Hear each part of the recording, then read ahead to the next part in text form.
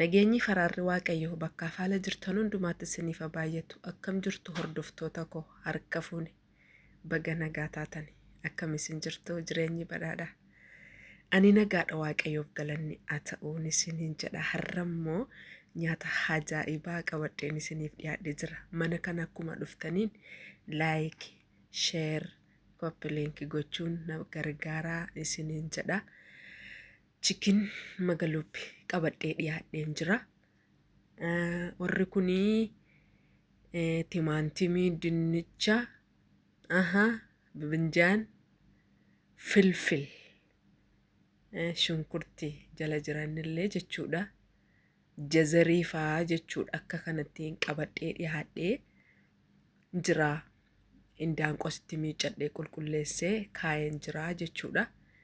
Nyaata ajaa'ibaa hojjechuuf adeemaa jirra. Hanga dhumaatti na faana turaa. Kunoo irraa quncisee miiccachaan jira jechuudha. Asitti ergan bishaaniin miiccee booddee maal gochuuf deemna turtiin keessan hanga dhumaatti na faana haa ta'u. Mana kana hadaraa laayik, sheer, koppiliinki godhaa. Piliis laayikii naaf godhaa. Sabskiraayib naaf godhaan isiniin jedha. Faamilii jaalalaa yaada gaaffii yoo jiraate koomentii jalatti na gaafadha.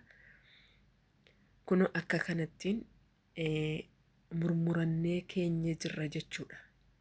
Akka kanattiin murmurree keenyatu jirra jechuudha. Hunduma isaayyuu dinnichiin jira, filfiliin jira, shunkurtiin jira, jazariin jira, timaantimiin jira. Oh my god, wanti dhibe tokko hin jiru.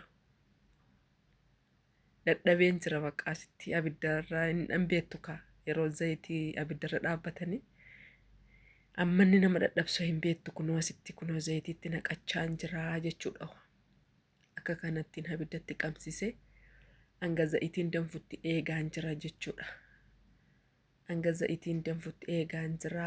Anumatu hojjechaa waraabaa jira. Soorii isiniin jedha. Kunoo akka kanatti dinnicha itti naqannaa jechuudha.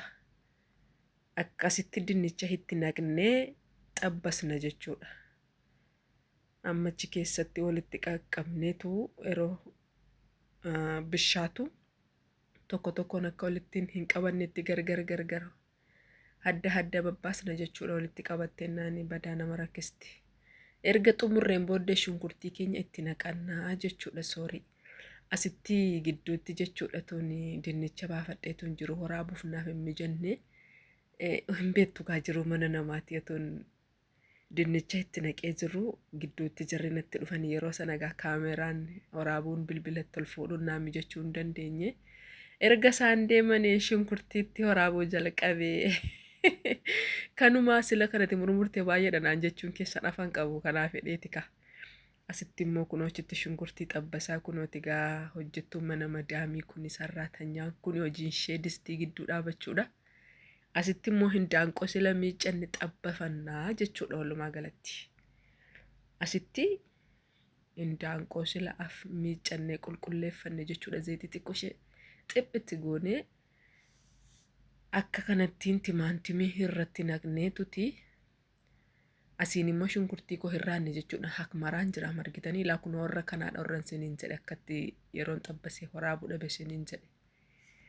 Akkasiidha kunoo xabbafamee jira garuu yeroo haala mijataa hin arganne akka kanattiin jira jechuudha. Hundi isaayyuu hin beektu gaa jiru mana namaatti jedhee yaada kunoo akkuma kanatti fudhadhaa rakkoon hin jiru hin hubattu.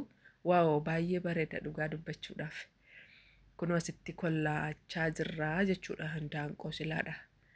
Baay'ee timaantimiin silatti namni bilchaate dhikiki jedhee asitti bu'aaraatiitti naqanna jechuudha. Bu'aaraatii kurkumii.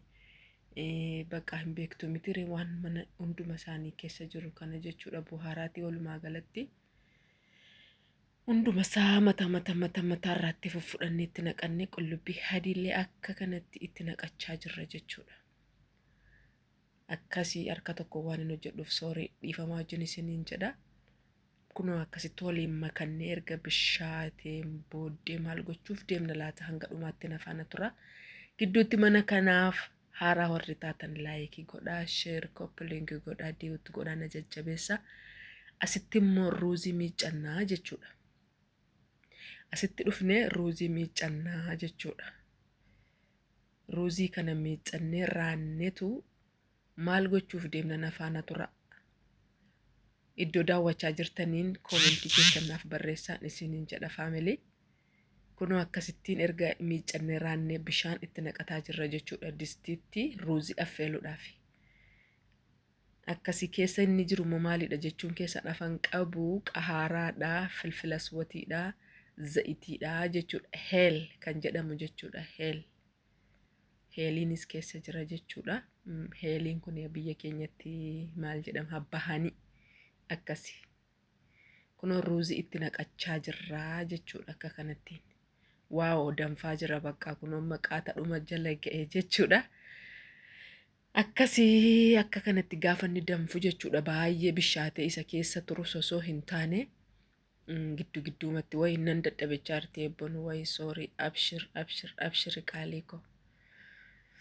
Abidara dhaabachuun baay'ee jetti diddiimassee jira eebbootti wayyoo wayi soorii habiibti. Soorii nufiin jedha kamaalan jedha reegara.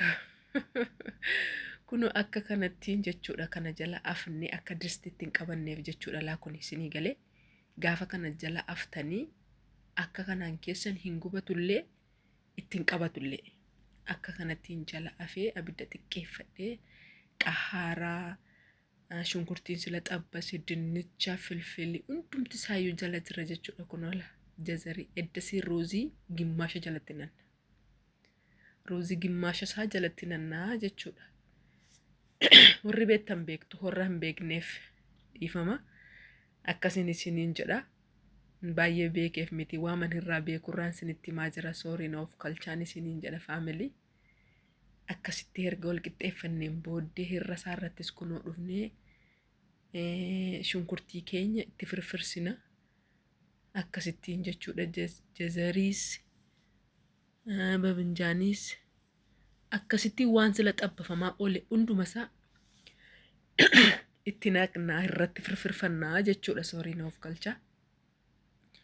Akkasittiin itti firfirfannee iddasii booddee maal goonaa hindaanqoo silaa lafa jiru yookiis xabbafannee lafa kaawwanne finneetu itti naqna. Waawee argitanii baay'ee bareeda baay'ee minyaa dhugaa. Balaa fi aanuun jedhaashi kan nagaa nuuf haa ta'u. Baay'ee bareeda dhugaa dubbachuuf baay'eellee minyaawaa itti gammadde niitiin koo jechuudha madaamiin koo baay'ee minyaa'aa arranaan jette. Of jajaanoo legaa akka kanatti gammadeen jedhe fuulli ilkaan bichaana ta'e 32 bakkee ole kaa baay'ee natti tolee jechuudha. Akkasin isiniin jedha. Kunoo akka kanatti roozii sila irraa fuune gimmaasha irra keessatti nanna jechuudha kunoo akka kanatti bakka. Akka kanattiin irratti naqnee ol qixxeeffanna jechuudha. Xumura jala geenye irraa dhiifamaa wajjin of kalchaan isiniin jedha dogoggorrii yoo jiraate dhiifama yaada qeeqa yoo jiraate koomentii jalatti natti hima. Waan inni irraa sirreeffachuuf malu natti himaa yaada keessan nan fudhadhaan isiniin jedha faamilii jaalalaa. Kunoo akka kanattiin erga ol qixxeeffannee booddee kunoo tika irratti firfirfanna jechuudha gimmaasha. Jechuudha kurkumii xiqqoo ishee fi mooyya zahaatar kan jedhamu xiqqoo bisitti goone itti firfirsina jechuudha irra saarra kana jechuudha xiqqoo ishee akka inni malkiinsaa namatti toluuf waa argitanii xumurree qadaadaa jirraa jechuudha kunoo hanga xumura jala geenye jirra. Waan nu daawwattaniif faamilii galatoomaa ulfaadhaa kabajamaa. Isiniin jedhaa koomentii jalatti yaada jajjabinaa yaada gorsaa yaada